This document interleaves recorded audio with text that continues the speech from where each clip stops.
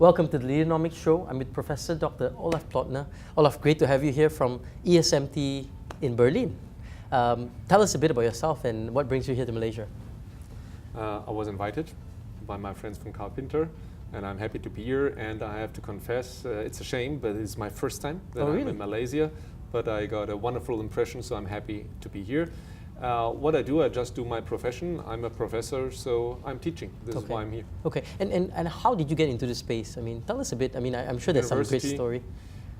This was, in the first part of my life, very normal. I was at university. I was not the worst student, so a professor asked me to do a PhD. I've done my PhD. But then I left the academics, and I was once with Boston Consulting Group and with Siemens. And then it was Siemens who asked me once if I would like to be a part of the adventure. The big German companies, they founded a business school. Siemens was a part of this, but this was also Daimler or Allianz, which is a big insurance company. They wanted to start a business school. And then they asked me if I would like to be involved in this crazy adventure to start a business school. So I joined there in, the first idea came up December 99 when I joined from Siemens. And then it was a plan that I only should build up the business school going back to Siemens. But then I told my CEO I will never come back because I love so much to be in the market of business schools. So I'm there now since almost 16 years and doing this what I do. You primarily deal with competitive strategy and business, right? This is, that's the second part of my job. So I'm at our business school. I'm in charge for the executive education. So not training young students, but more the senior managers. Right. This is my part of the business where I'm there, the dean. The other part is that I'm a professor and I do what all normal professors do. They do research and they do teaching. And my topic is then usually strategy, business strategy. And tell us a little bit about some of the things that's happening in Europe and primarily among the companies up there. You know, how are they differentiating themselves and how are they driving? When we see at Europe at this point of time, I would say the biggest developments are not in economics or management, but in politics, by the way. But that's another topic, and I know nothing about it. I'm a professor for management, so let's talk about I think politics management. is being talked about everywhere with Donald Trump winning yesterday. Yeah, since yesterday, the focus of Europe lost us, and we are all now more focused on the States. But with regard to management, the Western companies, I include the US companies.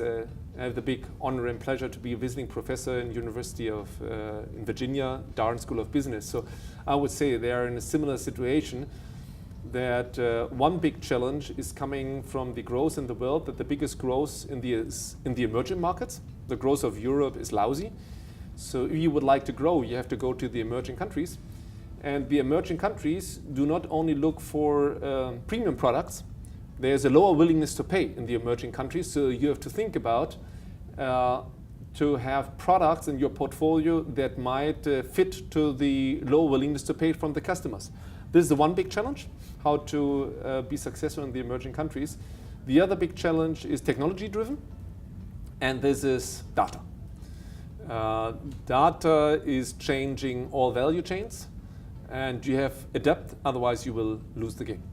And how is that? I mean, tell us a little bit about that. What does that mean? A big impact is that I would say that if I see the technology-driven B2B companies, they are typically in Germany where we have cars and where we have machinery, but also if I see a company like General Electric in the States, so that you go more and more from the pure product business to more what I would call complex service solutions.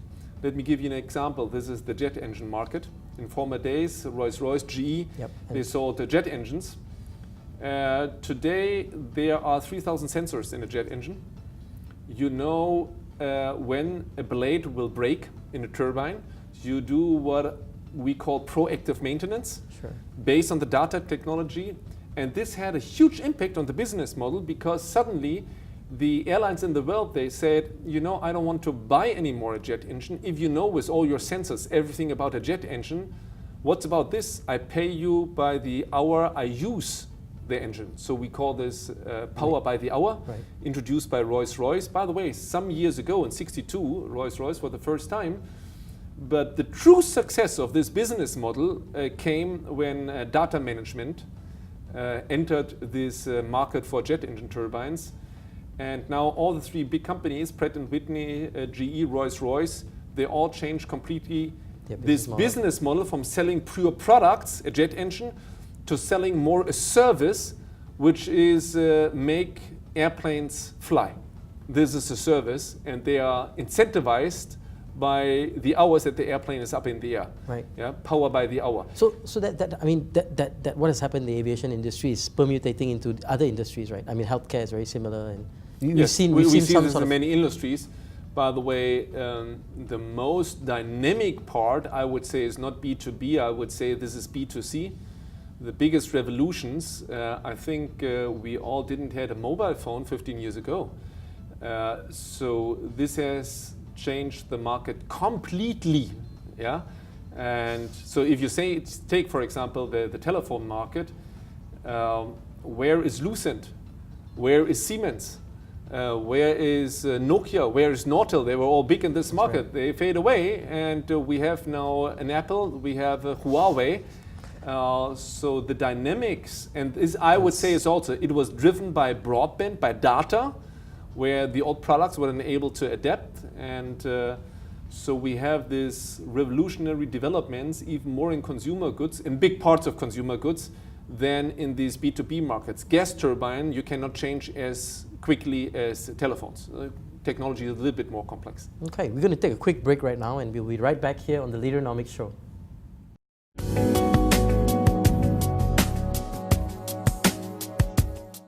Welcome back to the Leaderonomics Show. I'm here with Professor Olaf Plötner from the European School of Management and Technology, right? And we have to thank K Pinta for bringing you out here. You know, we were just having a fantastic conversation in terms of competitive advantage, you know, especially how companies need to differentiate themselves and the changing business models. Let's talk a little bit about China. I mean, you spent some time now as a visiting professor there. What do you see that China brings to the table? And how do organizations outside of China need to react or position themselves to win both in China and also globally? In the end, China faces the same challenges. If you see the technology-driven companies where I do a lot of research, that the other companies in the States or Europe or Malaysia change. So this is for example, the new technology of data management, how to deal with this. There are different programs. Approaches, for example, we call this in Germany Industry 4.0. We talk in the States more about Internet of Things. We talk in China about China 2025. These are all the same things? It's not the same. It might have a different focus, but the overall challenge is quite similar. It is to make all the processes more efficient and to use the potential of new data technology. However, we are coming there in the nations from, we have different background. And I would say what is the biggest difference between the Western world and the Chinese world is the strong influence of the government. So if China, the government says we would like to do it, then there's a lot of support. Okay. This is a different kind of support that I would see in Germany. Right. To be a little bit provocative, but overall, I would say in Germany, the government would expect that the companies give money by taxes. What I see in China a lot is that the government invests into the company, that they build up their R&D. So from this support perspective and also from the overall plan, what is behind, this is much more centralized in China and much more decentralized in Germany, where each company is fighting for their own. This might be a key difference between these nations. And do you see that evolving in Europe, where that model starts to be embraced by some of the newer countries that are out there? Well, in the end, we have, and I'm very sad about it, but we just have a different development in Europe. Europe starts more to decentralize. This is, let's talk about the Brexit. Yeah. So instead of having the United States of Europe, we go a little bit back to the national thinking. And of course, if you see this with the investment funds, the smaller you are, the less you can invest and bring all in the country together or on the continent together. So I don't see us copying the Chinese model in Europe at this point of time. Yeah. About the US, we will see how the future goes on, as since yesterday we have a new president. We are all very curious how this will go on. Yeah, I know it's a very changing world. But you look at SMEs, which is one area where you've dived into. Is there a fundamental difference between the SMEs in Europe and the SMEs out here in Asia, and how we operate? So first, I would say I have very limited insight into your continent. I think I'm not allowed to say something about Asia, but what I see from my surface is that the countries in Asia are very different. So you said already, I know China a little bit, and my first experience here in Malaysia is that's hard to compare these countries. They have very different policies. They have a very different approach to rule the economy.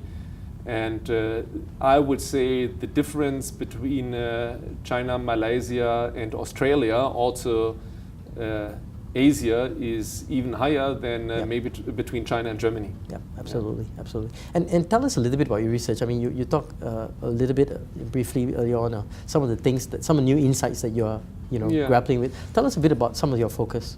Well, for me, coming from Germany and teaching and doing research about strategy, I focus very much on the two key challenges that I mentioned in the first part of our conversation.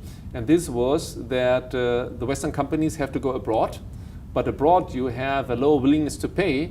So most of the Western companies, not only Western Europe, also US, if I see GE, you have those premium products, and now you have to go in countries with low willingness to pay. So how you make it happen to come up now with a product that might only have 30% of the price. So I call this no-frills technology. Okay. Yeah. And have there been successful companies that have embraced that? I would say they struggled at the start, but we have now many successful examples. If I take the two big ones here, like GE and Siemens, we find many examples. By the way, they love to talk about these examples. We have done a good job. I know both companies a little bit, and of course they failed sometimes too. So this is a part of my research. So how a company with premium quality is entering emerging markets, but also the other way around. If you're coming from the emerging markets, how you would address the premium markets. Also, there are many successful examples. So, for example, you can take the Indians, Tata, they acquired Jaguar, so they entered the premium market by an acquisition. So far, quite successful. Very similar to Geely, they bought Volvo. It's a Chinese company. Both companies, by the way, let the acquired companies quite independent, which might be smart. But we have also some other companies. I once wrote a case study about Weichai. This is coming from Shandong province in China. In Weichai, they acquired a big part of Kion, which is the second biggest forklift company in the world. They are located in Germany. And they tried more than only do a financial acquisition. They tried to work together. And I also see their very successful elements in this. So again, my research is how to come from premium to the emerging countries, how to go from the emerging countries to the premium countries, how to do the market entry. And the other big topic that I would have is how to go from a product-driven thinking more to what I would call complex service solutions. So this was what I mentioned in the first conversation. So far, you only have a jet engine. Now you sell a whole logistic concept for spare parts and power by the hour, or let's say Siemens here selling products for building technology, fire alarm system, heating, air condition, and they would go to Credit Suisse, a big bank, and they would say, instead of that, you buy our products, we can tell you how to save energy, and based on our new technology to save energy, we would like to have a share of your energy savings, which is quite a different business model. So to go from selling air conditioner as a product or heating system as a product, to go to this complex service solution, how to improve energy efficiency of a big institution like Credit Suisse, this is something where I do research. Okay, that's fantastic. But it's very tough, right? I mean, for smaller companies to do that. I mean, the GE and Siemens can, but can smaller companies be able to be that sophisticated? I have a different opinion of this. Why do I say so? The big corporations, they have a burden, and this is their heritage. So, you have now 2,000 sales engineers. They are used to sell jet engine turbines. They cannot sell complex service solutions to Air China or Lufthansa. So they're stuck in that legacy. They are stuck. So they have to change to the new business models. While there's a big opportunity for small and medium companies that you use the new data technology, you enter a new business model and you don't have the heritage of all the old stuff. This is maybe your machine park, but also your culture. Old culture maybe has taken away flexibility. You're small, medium, you're flexible, and you can build up, based on new media, partnerships all over the world and being global from the day one on, based on new technology. So I see there more opportunity for the SME than I see a challenge. For the big guys. However, we have to confess that if you enter new business models, new technology, usually you need a lot of money. So you have people that give you the money. Right. Plus, we have a good private equity market. I mean, to some extent, at this point in time. We don't have so much in Germany. Maybe that might be a big advantage of your country, that you have more venture capital. This is, by the way, where the US has a huge advantage towards Europe. Right. So there is the money to experiment. We are in Europe more risk averse, and that's hard for SMEs. All right, that's great. Going to take a quick break, and we'll be right back here with the final segment here on the Leaderonomics Show.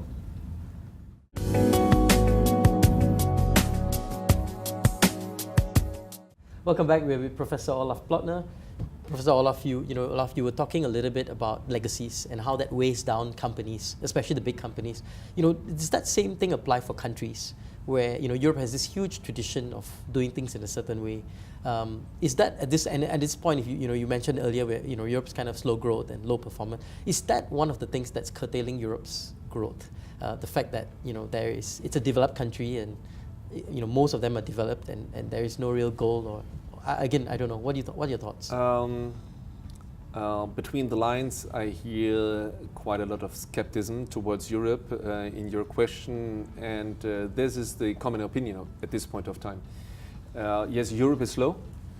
Europe is losing. If you see the market shares worldwide, usually most of the industries we go down. By the way, the big winner at this point of time is China, taking over market leadership in many industries. However, if you allow me, I would like to have there some distance from the academic perspective. If I see life, if I see the world, there's always up, there's always down. If you buy shares, I would now buy European because they are down. Now it's down, everything is bad, and everything where I look in China, it's growing. But maybe that is not in 20 years. We will see how this goes on. Of course, Europe has to change. We are pretty much stuck. We are not able to change the smallest rule. So we just try to make an agreement with Canada. And because 20,000 people in Belgium said we don't want it, whole Europe was not able to sign this agreement. So obviously the structures are not there to be flexible. But that's always the phase before you change. You have to stuck, you have to be in a very bad situation, and if you are in a very bad situation, that brings you to change. I hope that the European bad situation will not be like our last one. I would say the biggest change that we had in Europe was after the Second World War. France has been the enemy for centuries, Germany and France, and the catastrophe of the Second World War was as big that I think everybody said, now we have to change. And suddenly, my best friends are coming from France. It really has changed, based being in a very bad situation. So from the day-to-day business, I would say, Europe is in a bad shape, Asia is in a good shape, but give us some time to look where we are in 20 or 30 years. Europe has to change to be successful in the future, and if they realize more and more that they have big challenges, then they will.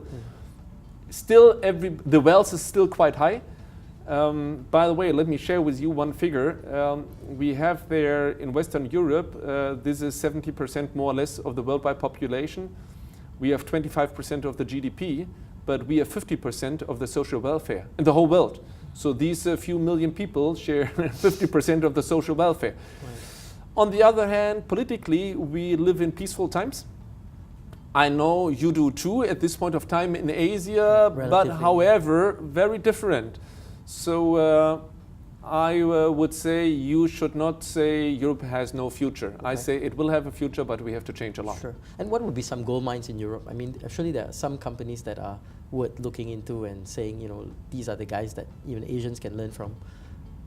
You mean what we can learn from Asia? Yeah, what Asia can learn from Europe? That's different. I don't have to tell you what you can learn to say, hey, we are great and you better should learn this. This is, by the way, an attitude that you find very often in these old nations. But you mentioned this a number of times, you know, the sophistication in doing proposals that comprehensive. I mean, the number of things that I think we have to continue to evolve. So overall, I would say, but this is deeply cultural rooted, and there I really now once take the Germans. We have many disadvantages, but we also have some advantages. I would say, although we have scandals with Volkswagen and diesel and whatever, but there is a deep-rooted passion for quality. This is what I see. And this is not with the CEOs. I talk to normal workers. If they produce a product, they are committed to quality. Once somebody told me that in the States you work for your boss, in Japan you work for your company, in Germany you work for your task. You're committed that this product will have highest quality. And this is still something where I would not say others could learn, but let's say that has given us a lot of advantages in a globalized economy. And I'm very happy that you still buy German cars. So yesterday I spoke to my appreciated friend Jager. He has a Mercedes. I said, thank you for buying German. Why he took a Mercedes? Because of quality. So this is not bad. And let me also, they're very unpolite and unfriendly. When I am traveling through Asia, I not always see the same level of product quality. So, including, true, by the way, some scandals with milk that is poison or whatever. So this commitment to quality might be something that might be interesting to take over. However, you cannot learn this tomorrow. This is deeply culturally rooted, I would say. Okay. I want to talk a little bit about disruptive technology. You know, what's your take on it? I mean, there's a lot of disruption that's happening. So how do leaders, like, you know, CEOs of companies, as they see their business model being eroded, you know, what advice would you give them, you know, in terms of how they take their company forwards? First rule is you have to change or you will lose. Second is if you're overconfident about your own capabilities, you will lose too. So calm down, be quiet. So we all talk about Internet of Things. If you like to change your company tomorrow to be a perfect new fancy technology data-based corporation, you might fail. Don't be over-ambitious and don't think you're the super CEO, you can do everything. We call this in psychology, there was a research project of Kahneman once about it, the illusion of control. The more successful you are, the more you think you have everything under control, which is not true. So don't be overconfident in changes, but of course you have to change. The world is moving, this is why companies have to move. That's very how do you simple. change? I mean, the pace of change is so drastic. I would challenge this. Really? Okay. Yes, I would challenge this. I know this is very popular, and here allow me also to be in the shoes of an academic. Go ahead. This is the story of all CEOs that are here. The changes have never been as strong as at this point of time. So what a great challenge do I have here? Let's look in other centuries. Let's go to the 15th century. So 1492, Columbus, they had America. It was a new continent. There was, in Europe, there was a new religion. This was Martin Luther coming from this was Catholic so far, suddenly Protestant. This was Mr. Copernicus who found out these years that the world is through the sun and not the sun around the world. This is a completely mind change with technologies. By the way, Martin Luther was only successful because there was a new technology called book printed. In Europe, the Chinese had it before, but this is how he could make the whole marketing for his new ideology based on printed book. And by the way, then he took the Bible instead of Latin. He was doing this in German language so the normal people could understand. I would say, a completely revolutionary time. We can talk about another century, what has happened in 1890 or something like this. So Karl Marx is coming up with a new ideology. We have a new technology with cars. Sure. You don't have to wait too long that airplanes will come up. This is just something that happens all the time. All the time. But again, let me be cautious here because CEOs are my customers. Of course, today also they face very hard times. There's a lot of change, but I would say this is not a privilege of these years that we have so much change. There were always years in change, and I would not even think about the decades where we had severe wars. So what has been the change after the Second World War in Europe? Much bigger. But again, CEOs have very hard times, and I'm very happy that sometimes they call us and call Carpenter to say, give us some advices because our times are so hard. Right. We are always happy to do business with them. Right. And final question, if you were to give advice to a company that's trying to revolutionize itself, trying to change, trying to embrace this 21st century business model, trying to become more sophisticated, what sort of advice would you give them? What would be one or two things they should be really looking at and considering?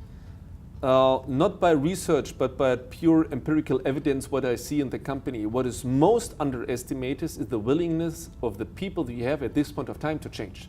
It's about people. Companies are about people. So it's great that the CEO would say, now we have to change our business model from selling turbines to leasing turbines, whatever, selling power by the hour. Do you have the right people to do this based on capabilities? And second, are they willing to change? If you talk to the people, usually everybody says change is needed. Yep. If you ask them, how will you personally change now, people become very calm. So how to take your people, how to motivate the people to come with you to change, and also being hard enough to say we cannot motivate the people. So this is, by the way, what IBM has done when they sold Lenovo their products, their PC business to Lenovo, and they said we go more in complex service solutions. They laid off 10,000 of people, and they said those guys cannot follow. They bought in Pricewaterhouse Consulting that was following more their new business model with selling this complex service solutions. But once I think you also have to, you need to do this decision that you say, we checked our people, these are the capabilities, this is the willingness, and the result was 1/3 of our people cannot follow. So to change our company, we also sometimes have to change people.